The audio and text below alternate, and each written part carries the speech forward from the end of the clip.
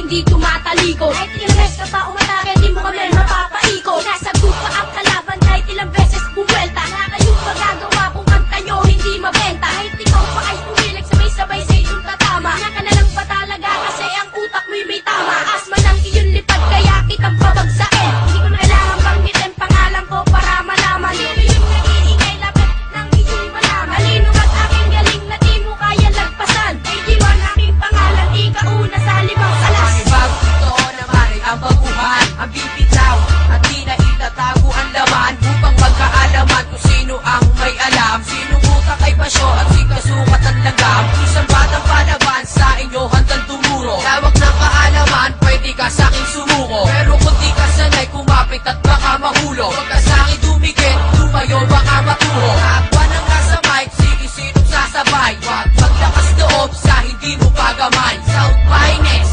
matibay na samahan. Isang balwarte na hindi nyo na kayang tapatan. Halika dito at lumapit ng iyong masaksiyan kung paano tatapusin ng inyong kataksilan. Kabuuan na sa laro pero utak ay batikan. Dudurugin ang mga silabas at tulisan. Di kailangan isagad upang masabing matigas. Banat ko sa banat ko, di na kailangan ilakas. At sigaw kami at tunay na pangkat na matatag. Kaya wag mo nang balakit sa batas ko lumabas. Direkuan ang pangalan, subukan mong panggain. Tuturuan ka kung paano ihayag at bigkasin. Ang puligong kadagana sa utak mo babaon. 5 alas na ang tugon at mapagis pa sa liyon. Sinimula kung bumuga, lahat sila ay di kinaya. Di sila nakatayo kasi lahat ay manggagaya. Wag mo na kasing pilitin na ako'y pabagsakin. Di mo pa ako kaya kahit ano ang iyong gawin. Dapat sa katulad mo ay hindi pinapansin. Kasi ang kokote mo mas maliit pa sa asin. Pinulubog kita sa lupa, yan ang iyong tandaan. Pwede ba wag kang humarang sa aking dinadaan. Pasensyahan nga pala kung maunahan na kita. Kasi ako'y umuusbong katulad ng agila. Kaya hinahamon ko lahat ng malalakas. Sadyay nga pala